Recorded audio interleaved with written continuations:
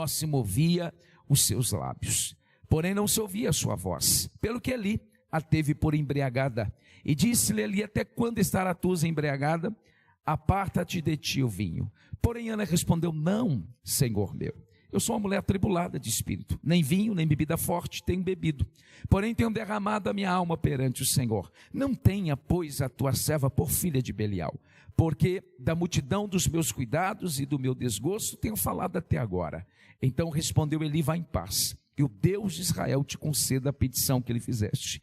E disse ela: ache a tua serva graça aos teus olhos. Assim a mulher foi, e o seu caminho comeu, e o seu semblante já não era triste. E levantaram-se de madrugada, adoraram perante o Senhor, e voltaram, e chegaram à sua casa em Ramá.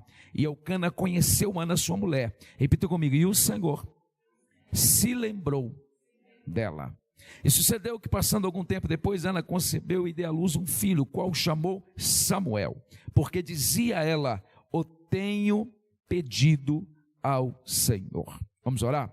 Pai, no nome de Jesus, nós queremos, nessa noite, clamar ao Senhor pela tua bênção sobre esse assunto que nós vamos, ó Deus, tratar.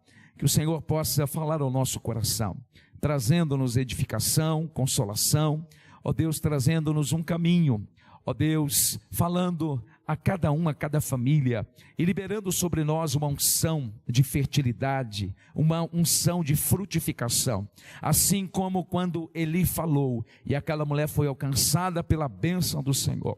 Que nessa noite também o Senhor possa tocar nas nossas vidas, na nossa família, e nos abençoar com toda sorte de bênção, em nome de Jesus, amém. Pode se sentar. Glória a Deus.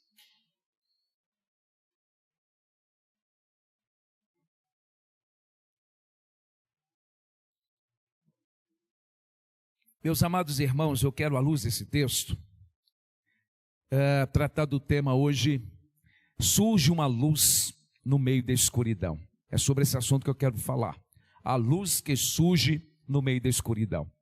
Como é do costume a exposição do texto por mim, antes de trazer as lições, eu quero situá-lo aqui, em que circunstâncias essas coisas vieram a acontecer, e por que está escrito essa história, e por que esse tema, uma luz em meio à escuridão.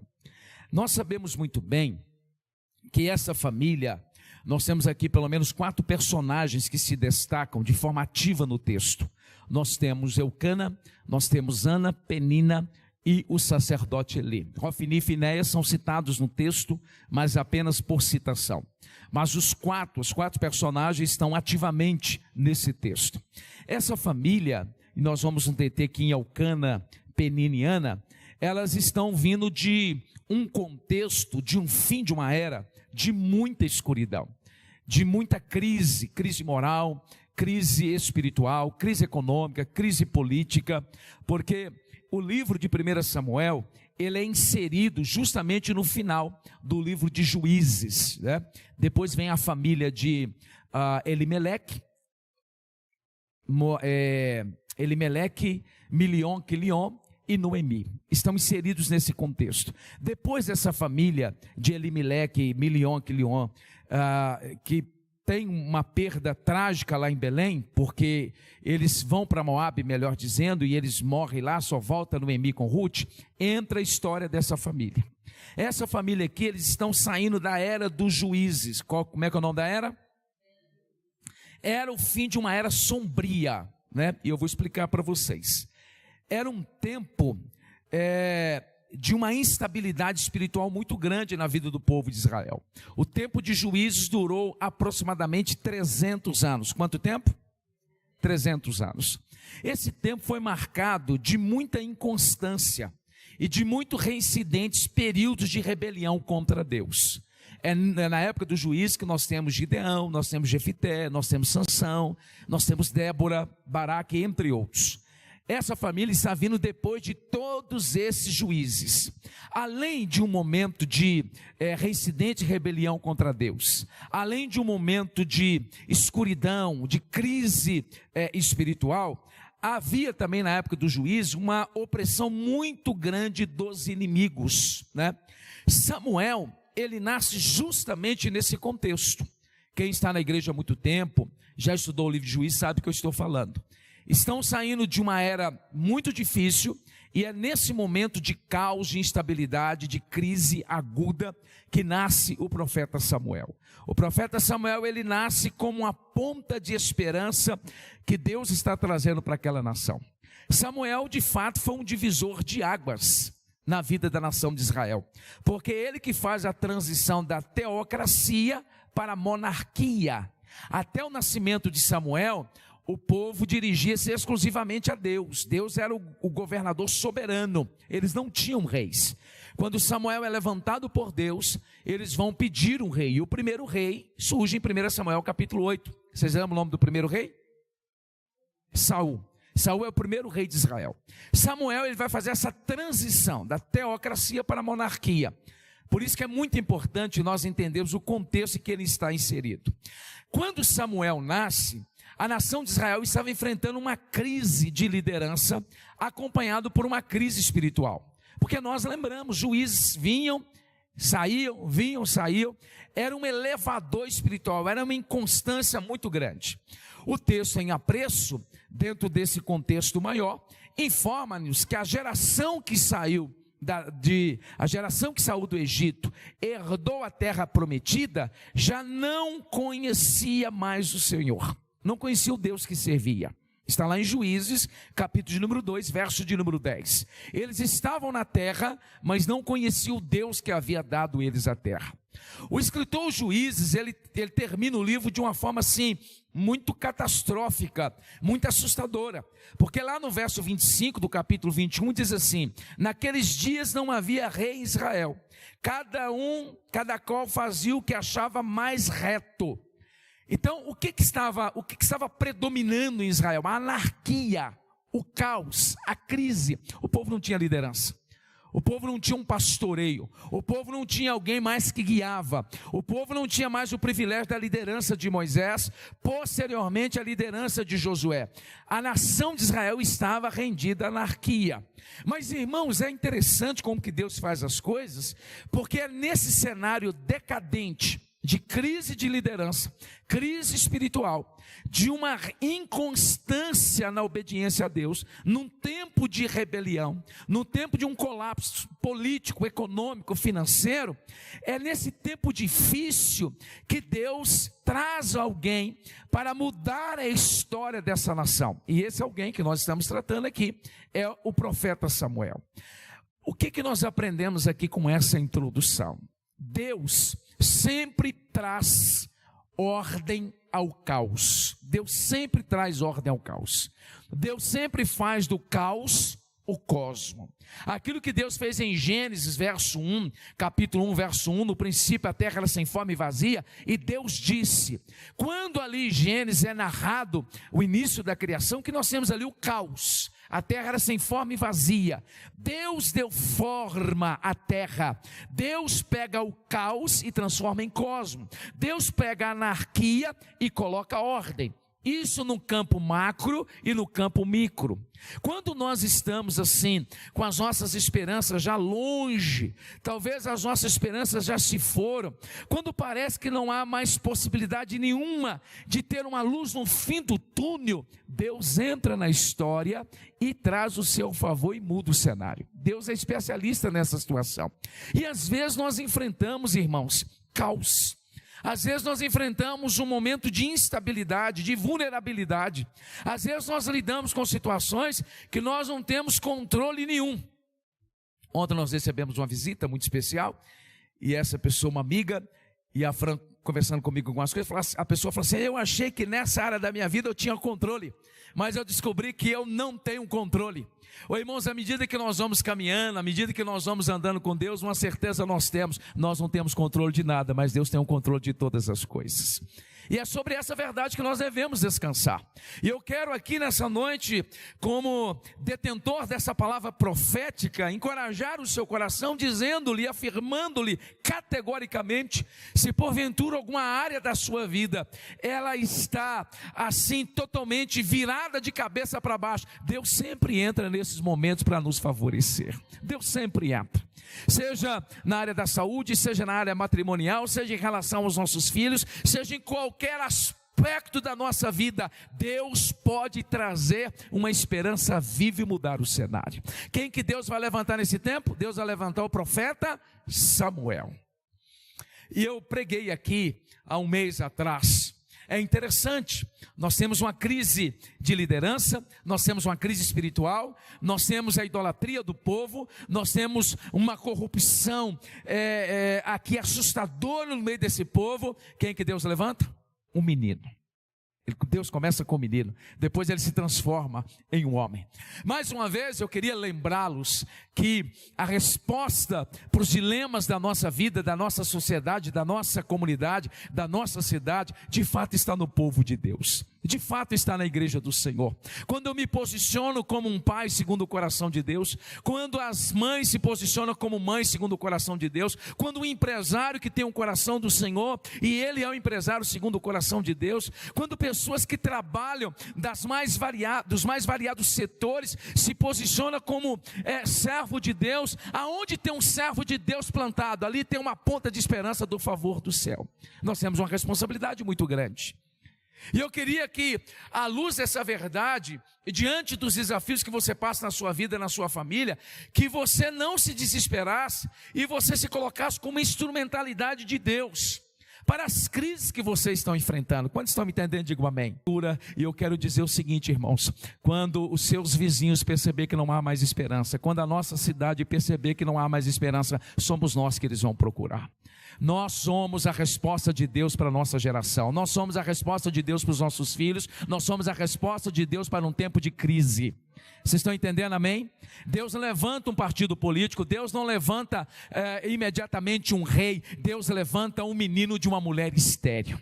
Então não tenta entender o que Deus está fazendo, o importante é que Deus está fazendo e Deus está realizando. Olha de onde que Deus vai tirar.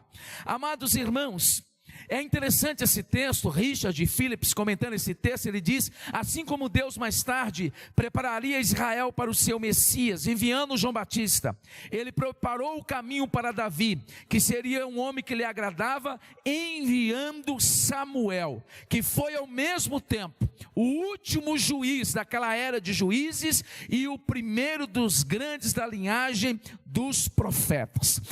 Amados, isso aqui é maravilhoso, isso aqui é encorajador. Para o tempo de crise, Deus tem um Samuel. Para um tempo de dificuldade, Deus tem alguém. Para um tempo de desafios, Deus sempre tem uma resposta. Amém?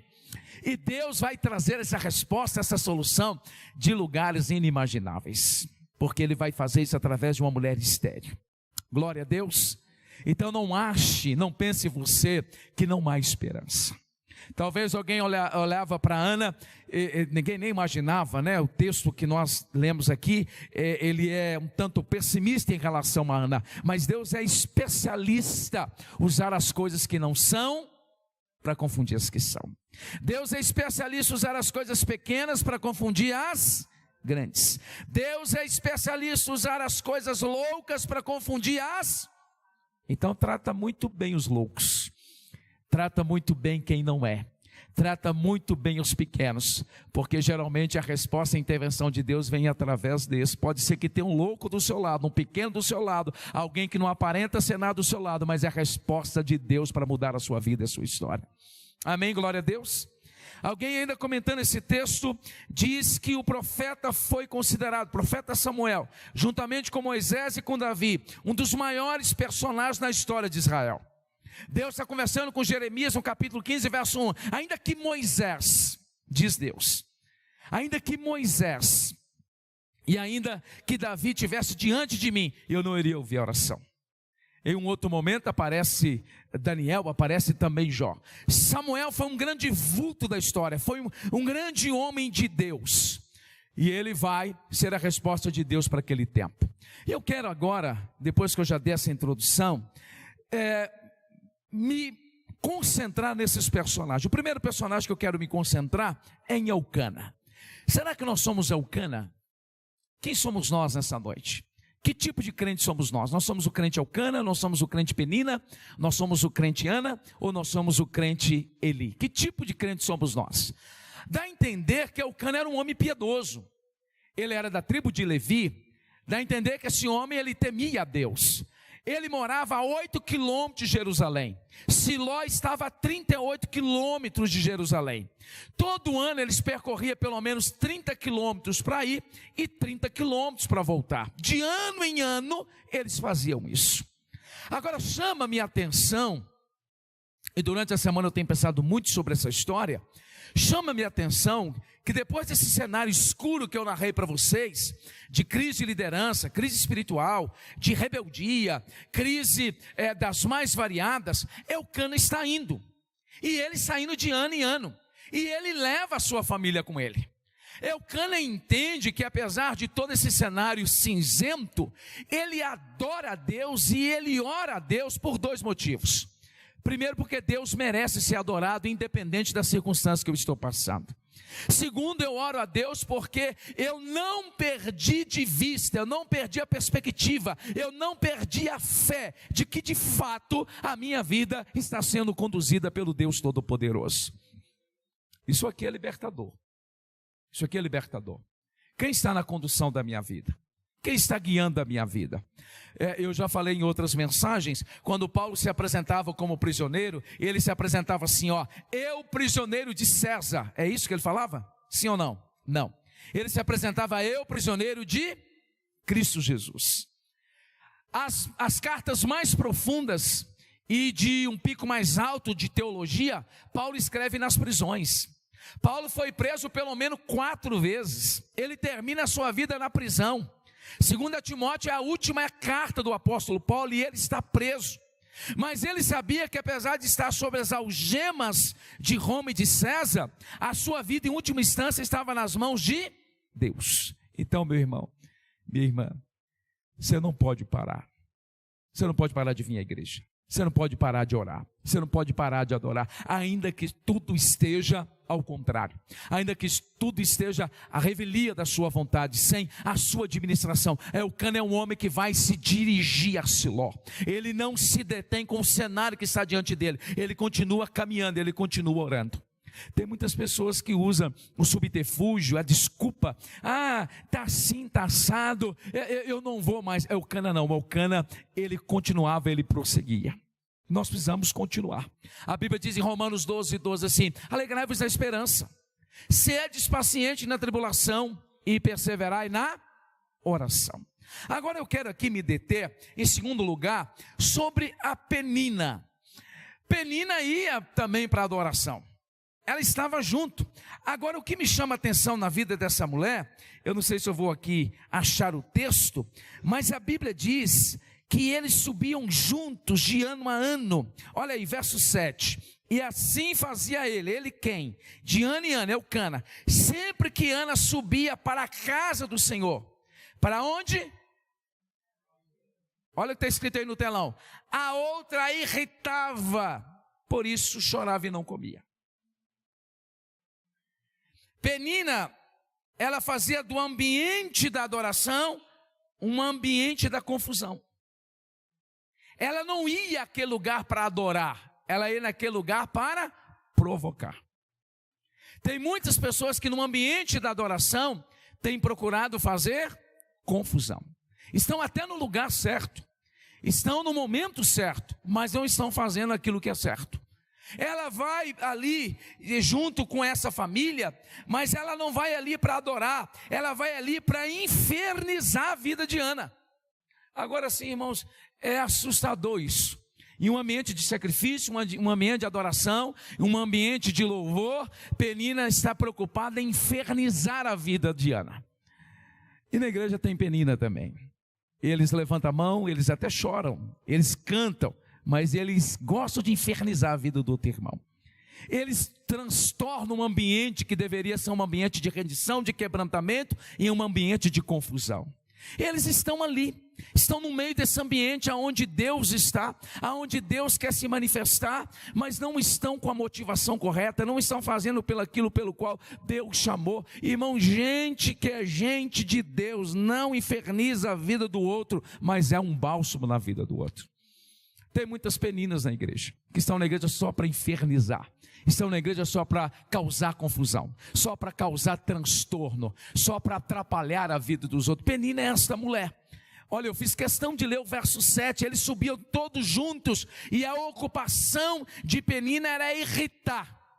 Alguém diz com muita propriedade que quem não trabalha para Deus, dá trabalho para Deus, e é verdade. Essa moça, essa Penina, embora ela fosse agraciada por muitos filhos, ela não fazia do ambiente do culto um culto a Deus, mas um ambiente pelo qual importunava a vida de Ana. Você é Penina? Eu sou uma Penina. Eu estou nesse lugar, mas eu tenho cultuado, eu tenho adorado, ou eu tenho causado transtorno, confusão no ambiente de culto. Essa é a crente Penina. Terceiro lugar, irmão, nós temos aqui o Eli. O sacerdote Eli, que é o juiz, depois dele tem o Samuel. A Bíblia vai dizer que esse homem, que já havia julgado mais de 40 anos, ele está com 98 anos de idade, e falta-lhe discernimento acerca do que está acontecendo. Porque Ana está ali derramando a sua alma, e ele tem Ana como filha de Belial. Filha de Belial significa filha da iniquidade. É isso que é filha de Belial. Alguém que se entrega à bebedeira, alguém que se entrega à iniquidade, alguém que se entrega aos prazeres. Não dá tempo de pontuar todas as coisas, mas se você continuar lendo esse livro, 1 Samuel capítulo 3, 4, 5 e 6, você vai ver que quem tinha o título de filho de Belial era quem? Alguém lembra? Os filhos de Eli. Os filhos de Eli, Hofni e Finés, que tinham o título de Belial. Ô, irmãos, aí nós precisamos, à luz dessa informação e desse pré-julgamento de Eli em relação a Ana, nós precisamos ouvir Jesus. O que Jesus fala? Porque tu observa, como que é a expressão lá? Aquela expressão, você observa a trave no olho do outro, um cisco se no teu olho tem uma trave. Às vezes nós estamos muito preocupados em lançar sentença, nós somos muito rápidos em lançar sentença e não voltamos as baterias para nós mesmos. Às vezes nós estamos de olho no cisco do olho do irmão quando tem uma trave no meu olho. Quem tinha o título de filho de Belial era Hofni e Finéias, não era Ana. Nós temos que tomar muito cuidado com a primeira impressão. Alguém diz aí que a primeira impressão é o quê? É nem sempre, né? Pode ser, mas nem sempre. Ele está de longe observando aquela mulher, o texto é categórico em dizer que a sua boca só se movia, ela está derramando a sua alma. E em vez de ele se juntar àquela mulher e orar, ele está de longe lançando sentença, fazendo pré-julgamento. Ele deveria cuidar da sua vida, cuidar da sua casa. É interessante, quando Paulo vai falar assim em 1 Coríntios capítulo 11, ele diz assim: examine-se um homem, pois a si mesmo, depois vai e coma do pão e beba do cálice. Nós não somos convidados a examinar o outro. Nós não somos convidados a lançar sentença sobre ninguém. Nós somos convidados a examinar nós mesmos. Em vez de voltarmos a bateria para terceiros, nós deveremos voltar a bateria para nós. Em vez de lançarmos ai para as pessoas, nós deveríamos ser como o profeta Isaías capítulo 6, ai de mim. Tem gente que dá tanta conta da vida dos outros que não está vendo a sua casa ir para o brejo. Tem gente que ele cuida tanto da vida do outro, da agenda do outro, que não está vendo que a sua vida está um caos. A casa do Eli está um caos. E ele está preocupando com Ana, que está orando e está julgando como alguém que é pervertida, como um filho da iniquidade. Ô irmãos, a começar em mim, a gente precisa ser sincero. Quantas vezes a gente já fez isso? Quantas vezes a gente já julgou? Quantas vezes nós somos precipitados no nosso julgamento? Quantas vezes nós lançamos sentenças equivocadas sobre alguém? E nós não atentamos para as nossas próprias dificuldades, as nossas próprias limitações, as nossas próprias mazelas. E a Bíblia vai dizer que a Ana imediatamente diz assim: não, meu Senhor, não me tenha como filha de Belial, porque eu não sou filha de Belial. Eu estou aqui derramando o meu coração perante o Senhor. É interessante, né? Você tem um esposo que não compreende o sonho, você tem uma mulher debaixo do seu teto que te irrita, você tem um pastor que te julga, não tem ninguém para ajudar. Ela está sozinha nessa empreitada. Não é assim a vida de vez em quando. Há um monte de julgamento, há um monte de incompreensão, mas a Bíblia diz, irmãos, dá a entender aqui que Ana não deixa entrar aquilo no coração dela. Ana continua orando. Nós temos que parar de deixar as pessoas dar uma forma à nossa vida. Nós temos que parar de ouvir o que as pessoas dizem de pejorativo em relação a nós e ficarmos paralisados. Apesar de falar o que falar, nós precisamos prosseguir. E por que nós precisamos prosseguir? Porque nós sabemos quem somos, Deus sabe quem somos. Nós não podemos parar pelas críticas, pelo julgamento, pelo que as pessoas falam ou deixam de falar. E eu queria lhe adiantar algo. Eles vão falar. Eles vão falar. Se você fizer, vão falar. Se você não fizer, vão falar. Se você orar, vão falar. Se você não orar, vão falar. Continue falando. Eu preciso buscar a presença de Deus. Ana não deixa aquilo entrar no coração. Às vezes alguém lança uma palavra e a gente fica paralisado. Eu acredito que, me perdoe envolver você nesse contexto, eu acho que em um dado momento da vida todos nós já paramos porque alguém falou alguma coisa que nos chateou. Porque alguém nos menosprezou, alguém lançou um pré-julgamento. E eu acredito que todos nós, em um dado momento, ficamos parados. Ana não deixou entrar aquilo no coração dela. Não deixa essas coisas entrar no seu coração, amado. Porque o que o Eli está falando ali não é real. O que o Eli está falando ali não está debaixo de um discernimento. E ela não deixa aquilo entrar no coração dela. Amém? Glória a Deus. Bom, nesse cenário, Ana está orando. Ana até aqui está num ambiente de passividade. Ela começa a ficar ativa na história. Tem momento da vida que nós precisamos nos levantar, gente. Tem momento na vida que só vai depender de nós. Às vezes a gente está esperando vindo do norte ou do sul, da direita ou da esquerda. Quem tem que se posicionar é você. Ana sai da passividade e ela vai buscar a presença de Deus. Ela vai orar, porque ela sabe que a oração tem pelo menos 2 efeitos. Quantos efeitos? A oração, no mínimo, ela muda pessoas e ela muda cenários. A oração pelo menos faz 2 coisas. Ou ela muda pessoas ou ela muda cenários. Ou ela faz os 2 ao mesmo tempo. Quando nós oramos, Deus muda pessoas e Deus muda circunstâncias. Por isso nós precisamos orar. Amém? Nós precisamos orar.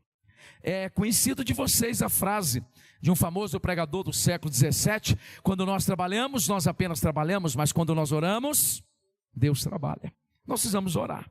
Ana ora porque sabe que Deus muda corações e Deus muda circunstâncias. Por isso ela vai orar. Por isso ela vai clamar a Deus. Por isso ela vai buscar a presença do Senhor. E é interessante, amados irmãos, que quando ela dá aquela resposta para o Eli libera uma palavra sobre ela. Minha filha, seja feito conforme a tua oração. Mais ou menos assim estou conjecturando. A Bíblia diz que ela se levantou. E ela se levantou, e o seu semblante já não era mais triste, e ela foi comer, e havia alegria no seu rosto. Como que nós recebemos o que é liberado aqui? Como nós recebemos isso? A Bíblia diz que aquele homem que outrora está numa posição de julgamento, agora está numa posição profética. Olha, que o Senhor lhe conceda a tua petição. O texto é categórico, está aí. A Bíblia diz, no capítulo de número 1, deixa eu ver se eu acho o verso, quem achar, quem tiver comigo aí. Olha o verso de número 17. Então respondeu Eli, vai em paz, e o Deus de Israel te conceda a petição que fizeste. E disse ela, acha a tua serva graça aos seus olhos. Assim a mulher foi o seu caminho e comeu, e o seu semblante já não era mais. Ela creu. Ela o quê? Creu. Agora, eu queria que vocês atentassem para isso aqui. Para de olhar para o homem. Ela poderia falar assim, esse que me julgou? Esse que a sua família está toda de cabeça para baixo? Que autoridade, ela não olha para ele, ela olha para aquilo que ele representa. Os irmãos estão entendendo? Ela olha para aquilo que ele representa. O que ele representa? A voz profética. Ele é o juiz de Israel. Ele é a autoridade de Deus. Ela não olha para a vida daquele homem, mas olha para a sua estola. Olha para aquilo que ele representa e ela se apropria daquela palavra. Irmãos, a Bíblia vai dizer que o milagre está mais embaixo, mas ela pega aquela palavra, ela toma posse daquela palavra, aquilo entra como flecha no seu coração e o seu semblante muda. O que nós fazemos com aquilo que é lançado desse púlpito? Você precisa sair daqui nessa noite, irmão, não por causa do Alain, mas pelo aquilo que o Alain está transmitindo. Há uma luz, há esperança. Deus pode fazer, apesar do caos que nós estamos enfrentando. E aí você sai mais ou menos assim, carregando lá o menino no esquife, e alguém pergunta como vai, e a viúva, e a mãe pergunta, responde, vai tudo. Vai tudo bem. Como assim vai tudo bem? Você está enterrando o seu filho. Vai tudo bem porque eu creio que Deus pode mudar qualquer cenário. Eu não sei se você entrou aqui cabisbaixo, triste, preocupado, ansioso, mas você precisa sair daqui nessa noite com um sorriso nos lábios. Você precisa sair daqui nessa noite com a cabeça erguida. Você precisa sair daqui nessa noite só relembrando que você já sabe que Deus está conduzindo a sua vida, que Deus vai mudar essa história, que Deus não se esqueceu da sua igreja, Deus não se esqueceu de nós. Amém? A Bíblia diz que esta mulher, e eu quero concluir aqui, a Bíblia diz que essa mulher sai daquele ambiente crendo que Deus iria abençoá-la, e a Bíblia diz que Deus abençoou aquela mulher. Ela diz que ela orava ao Senhor dos exércitos. Ela sabia a quem ela estava orando. Ela chegou diante de Deus, ela derramou a sua alma perante o Senhor. Agora é interessante, irmãos, eu quero finalizar aqui. Não aceita nada como definitivo. Não aceita nada como? Ela era estéril. Quem encerrou a madre dela? Foi Deus. Quem poderia tirar? Deus. Ela não aceitou aquela situação como definitiva. Assim como esse amigo meu, que está lutando com câncer, e falou assim: Deus vai me dar vitória. Irmãos, quem pode curar câncer? Só o médico dos médicos chamado Jesus. Quem pode, irmãos, restaurar uma família quebrada? Só o oleiro chamado Jesus. Quem pode, amados irmãos, reverter uma situação humanamente irreversível? Só o verbo da vida, o criador, sustentador de todas as coisas. Ela não aceitou aquela situação como definitiva. Não fica empurrando o seu casamento com a barriga, não. Não vai pela poesia do Zeca Pagodinho, deixa a vida me levar, a vida leva eu. Não aceita um caos instalado na vida do seu filho e da sua filha, não. Não aceita uma situação catastrófica, como definitiva, não. Não aceite. Deus pode mudar toda e qualquer situação. Deus pode fazer. E ela vai orar. E a Bíblia diz que em Siló ela recebe a palavra, em casa ela recebe a visitação. Ela levantou-se, comeu, seu semblante não era mais triste. Ela voltou com Elcana. Você imagina a cena, né? Ela que subia chorando, amargurada, está aqui no verso 7, se não estou equivocado. Ela volta 30 quilômetros aproximadamente, alegre, sorridente. E o milagre nem havia acontecido. Deus procura pessoas assim. Deus procura pessoas que têm fé. Deus procura pessoas que acreditam no que Ele fala.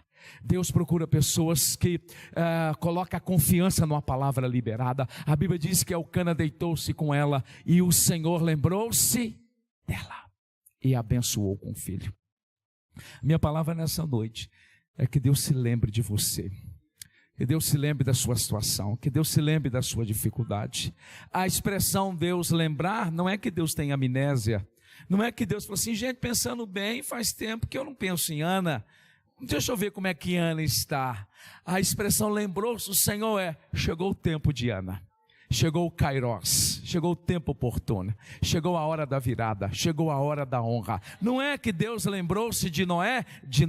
Noé, que situação que estava, gente? Me ajuda aí, lá na arca, né? Na arca, lembrou-se Deus de Noé. Deus não fez assim: ô Noé, eu vou mandar aí um dia de chuva, daqui a pouco eu volto. Passado lá, 150, nossa gente, e o Noé? Deixa eu ver como é que o Noé está. Não, chegou o tempo de Deus. Lembrar-se chegou o tempo da manifestação, chegou o Kairos, chegou o tempo do favor. E em nome de Jesus, eu oro nessa noite, amado, que chegue o tempo de Deus para as nossas vidas. O Kairos, o tempo oportuno, o tempo do milagre, o tempo da intervenção. Deus tem um tempo para nos favorecer. Amém? Essa expressão, lembrou-se. Deus nunca se esquece de nós, mas Deus tem um tempo certo de trabalhar nas nossas vidas para a glória do nome dEle. Deus abriu a madre daquela mulher e lhe deu um filho. Ela queria um filho. Deus precisava de 3 ofícios. Quais eram? Deus precisava de um juiz, Deus precisava de um sacerdote e Deus precisava de um profeta. Ana queria um filho, Deus queria um sacerdote, um profeta e um juiz. Os planos de Deus são sempre maiores do que os nossos. Sempre maiores do que os nossos. Por isso não desista. Não desista. Enquanto você está assim, ó, a esperança. Não desista do seu esposo, não desista do seu filho, da sua filha, não desista da sua saúde, não desista do seu casamento, não desista dos seus sonhos, não desista da sua empresa, não desista dos seus planejamentos. O tempo de Deus pode chegar sobre a sua vida. Deus é especialista em fazer isso. Vamos colocar de pé, nós vamos orar no nome de Jesus. Glória a Deus. Eu não sei se eu vou colocar o louvor aqui em dificuldade, mas eu queria pedir aquela música da bispa Sônia Hernandes. Como é que é o nome? Deus já fez um caminho no meio do mar. É essa? Dá para ir? É Mi menor. Você começa com Mi menor, tá bom? E vai para Mi maior e vai chegar. Nós vamos cantar essa música. Hoje eu preguei muito rápido, não são nem 8 horas ainda. Nós vamos cantar essa música. E eu queria que você saísse daqui nessa noite encorajado. Nós não podemos ser o crente Elcana, irmãos. Ora crê, ora não crê, que embora ele fosse homem piedoso, ele trouxe outra mulher para o seu teto. Nós não podemos ser o crente Penina, que faz do lugar da adoração uma confusão. Nós não podemos ser o crente Eli, que lançamos sentenças precipitadas sobre os outros e não voltamos as baterias para nós mesmos. Nós precisamos ser os crente Ana, que não deixa a palavra entrar no nosso coração e nos parar. Nós precisamos ser esse crente Ana, que nós nos posicionamos em oração, crendo que Deus muda circunstâncias e pessoas. Nós precisamos ser esse crente Ana, irmãos, sair da passividade e nos posicionar diante de Deus que pode fazer milagre. Nós precisamos ser esse crente Ana, que não aceita nenhuma situação como definitiva, porque Deus vai se lembrar de nós, se nós nos posicionarmos. Para um tempo de crise, para um tempo de dificuldade, para uma era cinzenta, saída dos juízes, surge essa família. Deus faz milagre em meio ao deserto. Deus muda cenário aonde nós menos imaginamos, para a glória e para o louvor do nome dele. Nós vamos cantar e daqui a pouco nós vamos orar juntos, em nome de Jesus. Eu acho que essa música é conhecida de todos nós já, então nós vamos assim cantar com muita alegria, com muita fé, em nome de Jesus. Os irmãos, fica à vontade, se quiser eu puxo a minha saída e vocês cantam, tá bom? Ó Deus, desata a mesma unção sobre nós nessa noite. Tudo que está em esterilidade na nossa vida, matrimônios, ministérios, dons, pessoas que estão estéreis, Senhor, ó Deus, até mesmo no seu ventre, mesmo na sua vida profissional, pessoas, meu Deus, que estão no deserto nos seus planejamentos, nos seus sonhos, assim como o Senhor lembrou-se de Ana. Em nome de Jesus, eu oro para que nessa noite, nessa hora,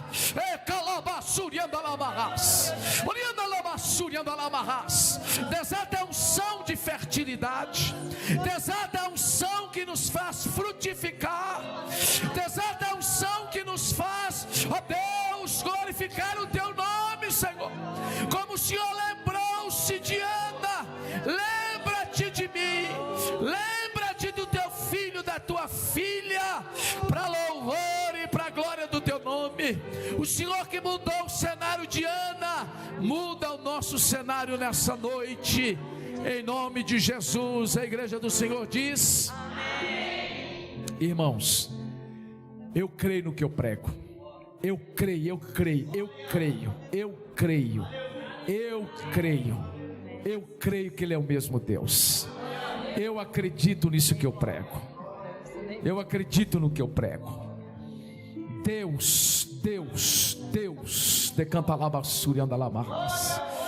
está removendo a humilhação e a vergonha de alguma pessoa aqui nessa noite. Para Ana era humilhação e vergonha não ter filho.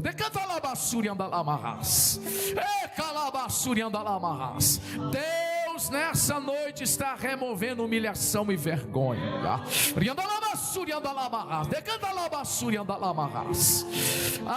Aqueles que humilharam verão você carregar no braço a providência e a resposta de Deus. Deus está entrando nessa noite, aonde a medicina não entra, aonde o homem não entra, aonde a religião não entra, Ele entra e muda o quadro nessa noite. Deus coloca um ponto final nessa humilhação e nessa vergonha, e Deus te despede nessa noite de Siló, da Pibinope, com a honra, com a vitória, porque Ele é Deus, Ele é fiel, Ele é o Senhor. Você precisa acreditar nisso. Você precisa acreditar nisso. Deus não mudou. Saia daqui nessa noite com essa palavra. Deus está colocando ponto final em pessoa que está sendo envergonhada e humilhada. Chegou o tempo de Deus na sua vida. Decanta lá, basura, que o Senhor te abençoe e te guarde. Que o Senhor faça resplandecer a luz da glória dele sobre você. Que o Senhor levante o rosto dele e levante o rosto sobre essa cidade, sobre a nossa casa, a nossa família, e nos dê a paz. E que venha um tempo de fertilidade, um tempo de honra sobre todos nós, em nome de Jesus. Amém.